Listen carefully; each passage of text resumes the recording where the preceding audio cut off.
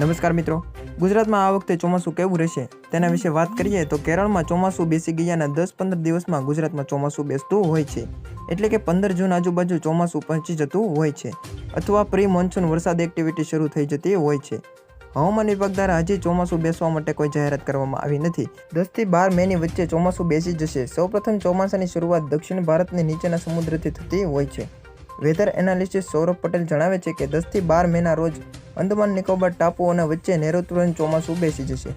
સાથે મહારાષ્ટ્રના પશ્ચિમ જિલ્લાઓમાં, કર્ણાટક અને પશ્ચિમ બંગાળમાં મે મહિનામાં જ પ્રી મોન્સૂન વરસાદની સંભાવના જણાવી રહી છે. વાવાઝોડું ગુજરાત પર કેટલું અસરકારક છે તે જોઈએ તો ગુજરાતને વાવાઝોડું કેટલું અસર કરશે તે જણાવવું ખૂબ જ અઘરું છે, કેમ કે સાયક્લોનિક સામે ઉત્તર ભારતથી બનતું મોટું એન્ટી સાયક્લોનિક વાવાઝોડાને આગળ વધવા દેતું નથી.